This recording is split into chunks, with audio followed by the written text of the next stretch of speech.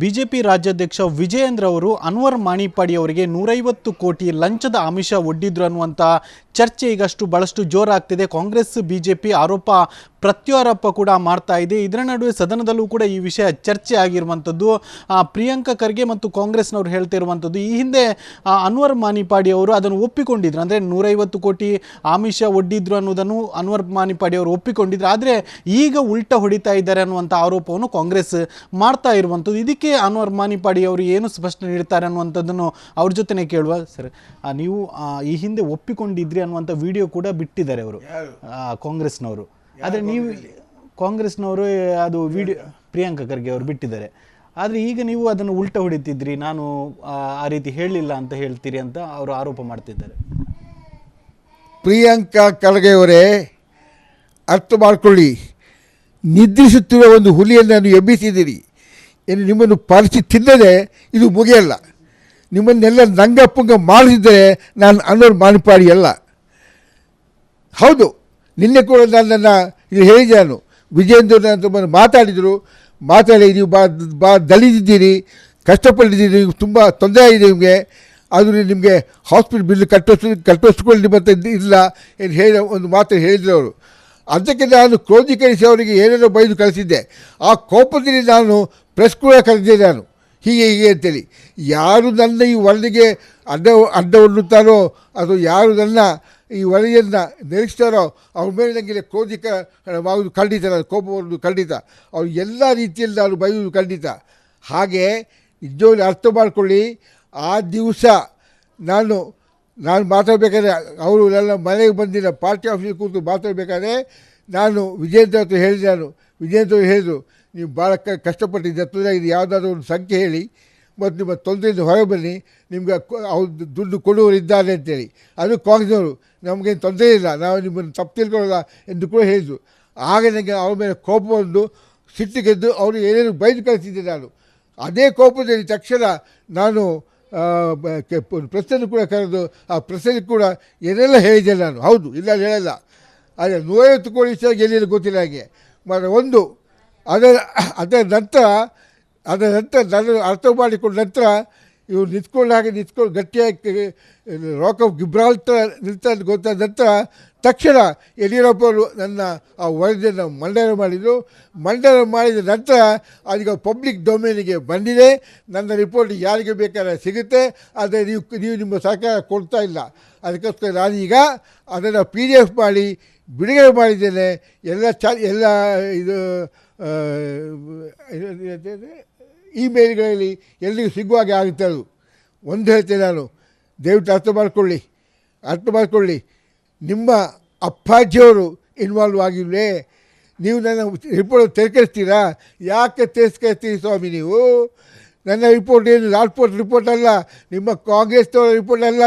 ಅದು report ಹೈಕೋರ್ಟಲ್ಲಿ ಗೆದ್ದದ್ದು, approve ಆದ್ದು, supreme ಕೋರ್ಟಿಗೆ ಗೆದ್ದದ್ದು, ಲೋಕಾಯುಕ್ತದಲ್ಲಿ endorse ಮಾಡಿದ ರಿಪೋರ್ಟ್ ನಂದು. ಇದನ್ನು ತಿಳ್ಸ್ಕೊಂಡು ನೀವು ಯಾರ್ರಿ? ನಿಮ್ಮಂಥ ಕಳ್ಳರಿಗೆ ತಿಳ್ಸ್ಕೊಂಡ್ರೆ ಬೇಕು. ಯಾಕೆ ನಿಮ್ಮಂಥ ಕಳ್ಳರಲ್ಲಿ ನಿಮ್ಮ ಪಾರ್ಟಿ ಪಕ್ಷದಲ್ಲಿರೋ ಕಳ್ಳರೆಲ್ಲ ಒಳಗೆ ಹೋಗೋದು ನಿಜ. ಇವತ್ತು ನಾಳೆ ನಾನು ಜೀವನದಲ್ಲಿದ್ದರೆ ನಿಮ್ಮ ಪಕ್ಷದವರೆಲ್ಲ ಕಳ್ಳರೆಲ್ಲ ಒಳಗೆ ಕಳಿಸೋದು ನನ್ನ ಕರ್ತವ್ಯ ಎಂದು ಮಾಡಿಕೊಂಡಿದ್ದೆ. ಇದಕ್ಕೆ ಭಾಳ ತೊಂದರೆ ಆಗಿ ಸುಮ್ಮನೆ ಮಲಗಿದ್ದೆ. ಈಗ ನನ್ನ ಎಬ್ಬಿಸಿದ್ದೀರಾ, ಅದು ಹುಲಿಯನ್ನು ಎಬ್ಬಿಸಿದಾಗ ಆಯಿತು. ಈಗ ನೀವು ನಮ್ಮ ಈ ಹುಲಿಯ ಆಟವನ್ನು ನೋಡ್ತೀರಾ ಇನ್ನು ಮುಂಚೆ. ನೀವು ಉಲ್ಟಾ ಹೊಡಿಲಿಲ್ಲ ಅಂತ ಹೇಳ್ತೀರಿ, ಆದರೆ ವಿಡಿಯೋದಲ್ಲಿ ಏನು ಹೇಳಿದೆ, ವಿಜಯೇಂದ್ರ ಅವರು ಬಂದರು, ಒಂದು ಸಂಖ್ಯೆ ಹೇಳಿ ಅಂತ ಹೇಳಿದರು ಅಂತ ಹೇಳಿದ್ದಾರೆ. ಏನು ಸಂಖ್ಯೆ ಹಾಗಾದರೆ? ಅದು ನಾನು ಹೇಳಿಲ್ವ? ಹೌದು, ವಿಜಯೇಂದ್ರ ಪಾಪ ನನ್ನ ಕಷ್ಟಗಳನ್ನು ನೋಡಿ ನಾನು ದಣಿದಿದ್ದೇನೆ, ನೀವು ಬೇಕಾದರೆ ಮೌನವಾಗಿರ್ಬೋದು, ನೀವು ಒಂದು ಸಂಖ್ಯೆ ಹೇಳಿದರೆ ನಿಮಗೆ ಬರುತ್ತೆ ಅಂತ ಹೇಳಿದರು. ಅಂದರೆ ಊರಿಗೆಲ್ಲ ಗೊತ್ತಿದ್ದಾಗ ಕಾಂಗ್ರೆಸ್ ಅವರು ನನ್ನನ್ನು ವಶೀಕರಣ ಮಾಡಲಿಕ್ಕೆ ಕಾಂಗ್ರೆಸ್ ಎಲ್ಲ ಕಡೆ ಹೊರಟಿದ್ದಾರೆ ಅಂತೇಳಿ, ಇಲ್ಲಾಂದರೆ ಮೌನ ವರ್ಷದ ತಕ್ಷಣ ನಂಗೆ ಬರುತ್ತೆ ಎಲ್ಲಿ ಗೊತ್ತಿದೆ. ಆ ವಿಷಯ ಅವ್ರು ಹೇಳಿದರು. ಸಂಖ್ಯೆ ದುಡ್ಡು ಎಷ್ಟು ಬೇಕಾದ್ರೆ ಕೊಡ್ತಾರೆ ಅಂತೇಳಿ. ಯಾರು? ಕಾಂಗ್ರೆಸ್ನವರು ಕೊಡುವವರು ಇದ್ದಾರೆ. ಅದು ಅರ್ಥ. ಇವರಿಗೆ ನಾಚಿಕೆ ಮರ್ಯಾದೆ ಎಂಬುದಿಲ್ಲ.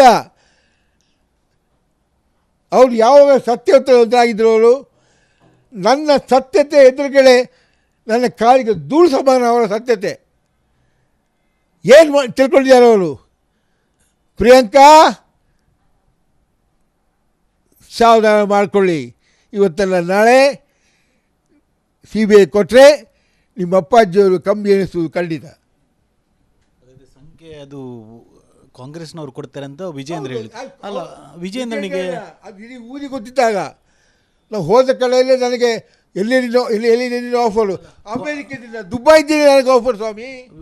ವಿಜೇಂದ್ರ ಯಾಕೆ ಕಾಂಗ್ರೆಸ್ ಸಂಖ್ಯೆ ವಿಜೇಂದ್ರ ಯಾಕೆ ಹೇಳ್ತಾರೆ ಇಷ್ಟು ಕೊಡ್ತಾರೆ? ಅಲ್ಲ, ಅವ್ರು ಹೇಳಿದ್ದು ಅವ್ರಿಗೆ ಕೂಡ ಗೊತ್ತಾಗಿದೆ ಎಲ್ಲಿ ಕೊಡ್ತಾರೆ ಅಂತೇಳಿ. ಅವ್ರು ಕೊಡ್ತಾರೆ ಹೇಳಿದಲ್ಲ.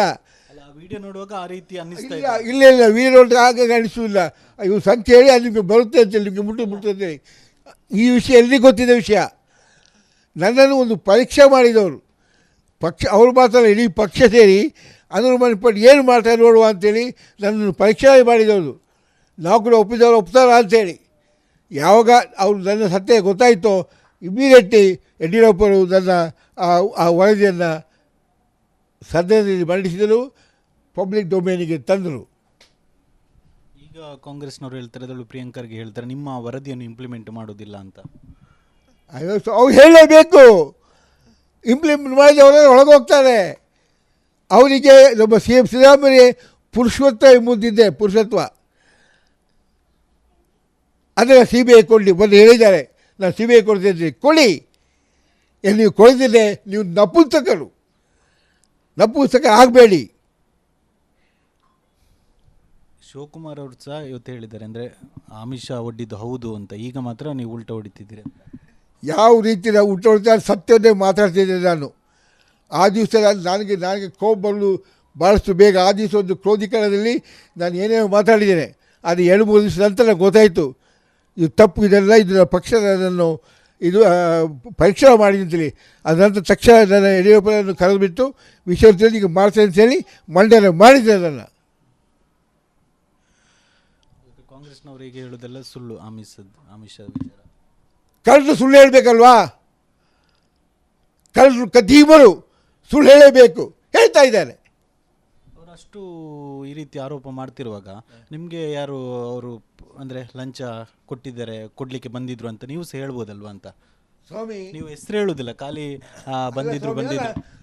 ಅದು ನನ್ನ ಫ್ರೆಂಡ್ಸ್ ಮುಖಾಂತರ. I don't my friends to be involve in it. BJP ನನ್ನ ಭಾಳ ಒಂದು ಆಪ್ತ ಮಿತ್ರ, ಭಾಳ ದೊಡ್ಡ ಬಿಸ್ನೆಸ್ ಮ್ಯಾನ್. ಅವನ ಮುಖಾಂತರ ಅಮೇರಿಕದಿಂದ ನನ್ನ ಭಾವನ ಫ್ರೆಂಡ್ ಒಬ್ಬರು, ಅವರ ಮುಖಾಂತರ ಇಡೀ ಕರೆಕ್ಷನ್ ಇದೆಯಲ್ಲ ಉಂಟಲ್ಲ, ಅವರ ಮುಖಾಂತರ. ಎಂತೇಳಿ ಸ್ವಾಮಿ, ಅವರಿಗೆ ಅವರ ಟ್ಯಾಕ್ಟಿಕಲ್ಸ್ ಉಂಟ ಎಲ್ಲ ಕಡೆ ಹಬ್ಬಿದೆ ಅವ್ರದ್ದು.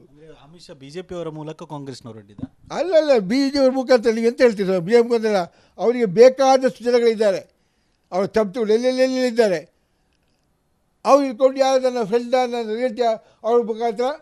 ಯಾಕೆ ನಿನ್ನೆ ಮೊನ್ನೆ ಒಬ್ಬರು ಮುಸಲ್ಮಾನ್ ದುರೀಡ್ರೊಬ್ಬರು ಬಂದು ನೀವು ಬಿಟ್ಬಿಟ್ಟು ಸುಮ್ಗಿರಿ ಮಾಡಬೇಡಿ ಹೇಳಿರುವಾಗೆ. ನಮ್ಮ ಇಲ್ಲಿ ಒಬ್ಬರು ಮುಸ್ಲಿಂ ನಾಯಕರು ಮಸೀದಿ ಇರಬೇಕಾದ್ರೆ ಹೇಳಿದರು. ಅವ್ರ ಹೆಸರು ಅಗತ್ಯ ಇಲ್ಲ ಅವರಿಗೆ, ಸತ್ಯ ಇದು ಮಾತ್ರ. ಎಲ್ಲಿ ಗೊತ್ತು, ಇದು ಬಂದ ತಕ್ಷಣ ಗೊತ್ತಾಗುತ್ತೆ ಅವ್ರಿಗೆ, ಇದು ಯಾರು ಅಂತ ಗೊತ್ತಾಗುತ್ತೆ ಅವರಿಗೆ. ಇಲ್ಲ, ನಾನು ಅವಳಾಗೆ ಕದೀಮ ಕಳ್ಳ ಅಲ್ಲ. ಭಾಷೆ ಎಂಬುದು ನಂಗೆ ಗೊತ್ತಿದೆ. ಭಾಷೆ ಇದ್ದವ್ರು, ನಾಳೆಗೆ ಇದ್ದವ್ರು ನಾನು.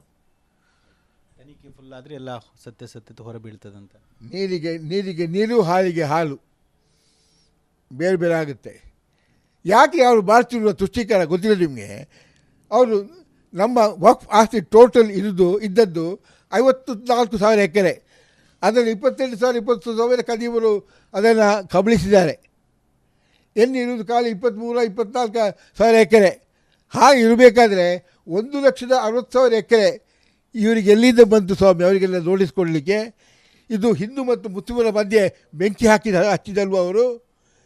ಡಿವೈಡೆಡ್ ರೂಲ್ ಮಾಡಲಿಕ್ಕೆ ಪ್ರಯತ್ನ ಮಾಡಿದಲ್ವಾ? ವೋಟ್ ಬ್ಯಾಂಕಿಗೋಸ್ಕರ ಮಾಡಿದಲ್ವಾ? ಅದರಿಂದ ಗೆದ್ದರಲ್ಲ ಅವರು 3 ಸೀಟು ಮೊನ್ನೆ. ಅದೇ ಒಂದು ಕಾರಣದಿಂದ ಮುಸಲ್ಮಾನರು ಪಾಪ ಅವರು ಇಲ್ಲ, ಅವರು ಪಾಪ ಇನ್ನಸೆಂಟ್, ಅವರು ಇಗ್ನೋರೆಂಟ್. ನಮ್ಮದು ನೋಡಿ ಸಪೋರ್ಟ್ ಮಾಡಿ ನಮ್ಮ ಆಸ್ತಿ ಬರುತ್ತೆ ಅಂತೇಳಿ ಎಲ್ಲಿ ಬಂತು? ಅದು ಸತ್ಯವಾಗಿದ್ದರೆ ಅವ್ರು ಯಾಕೆ ಹಿಂಪಡ್ಕೊಳ್ತಾರೆ ನೋಟಿಸ್ಗಳಿಂದ? ಮಾನ ಮರ್ಯಾದೆ ಇದೆಯಾ ಅವರಿಗೆ? ಒಮ್ಮೆ ನೋಟಿಸ್ ಕೊಟ್ಟ ಮೇಲೆ ಹಿಂಪಡ್ಕೊಳ್ಳೋದು. ಹಾಗೆ ಸುಳ್ಳು ಅದು ಗೊತ್ತಾಗೋದಿಲ್ವಾ? ಅವ್ರು ಕದ್ದಿಬ್ರಲ್ಲಿ ಗೊತ್ತಾಗೋದಿಲ್ವಾ? ಕಳ್ಳರ ಗೊತ್ತಾಗೋದಿಲ್ವಾ?